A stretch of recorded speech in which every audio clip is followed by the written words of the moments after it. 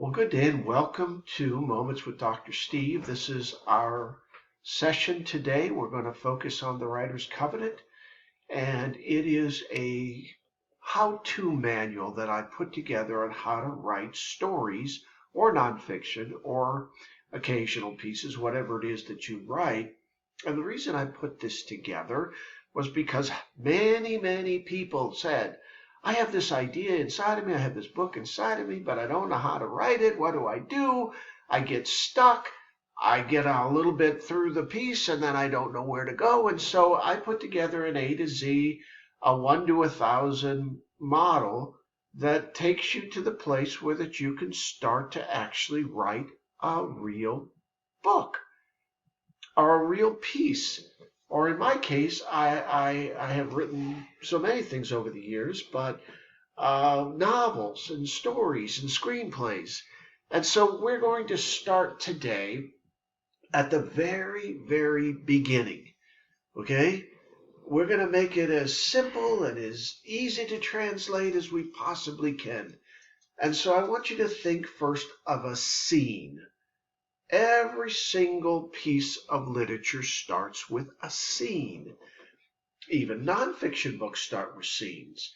But we're here going to focus on story for just a few minutes. And so think of the great novels and great stories and great tales and great fables and, great epic sagas that you have seen or read or watched. They all start with a scene. A scene is really a very simple little device. Books and movies and novels and stories and poetry and every kind of superior storytelling have the common bond of a scene. Now, it seems so simple to say this. You say, well, that's elementary. Well, not to many people. And so this is where I want you to start. I want you to start by asking yourself, what's a scene? What's a scene best known by? I want you to think about that. And we're going to go over that in just the next couple of minutes, and we're going to give you some ideas. And then all of our sessions will end with us putting you into a position where that you actually have to start doing the work. A scene is a frame. It's a series of frames wherein characters interact. A scene is a segment. It's a canister. It's a holding device. It's a closed society that can open. I'm going to say that again. It's a closed society that can open and must open for your story to have value. A scene, it can be a momentary fragment. It can be just a little bit of a pinch. It can be this series of ongoing, unveils in a character's life that he or she or it automatically understands. A scene is a place where characters form up dialogue and create intrigue and install fear or impart wisdom or hope. A scene, by definition, establishes and expands and installs knowledge. It expands or it can stall or it can contract. But what it does is it creates a knowledge set for the reader. It lets them settle into where you are going to begin to talk to them about this great epic piece of literature that you're imagining and creating and bringing forth. It has component parts. It has chips, if you will. It has intelligence baked into it. It is a container ship. It's a vessel. It's a canister. And it contains or keeps the contents safe and gives the reader structure and portability and gives your reader the ability, or your viewer or your hearer the ability to say, this has integrity. And integrity means plausibility, means this could happen. I can see this character. I can understand them. I know where they are. I see where they are placed. I see the setting in which they are moving and acting and existing. A scene has component parts. It's a container ship. It's a vessel. It's a canister. And it contains valuable information. It registers dialogue. Inside the scene, the character gets to talk to himself or to his or her setting or to his or her entire world or people get to introduce themselves to him or her or it.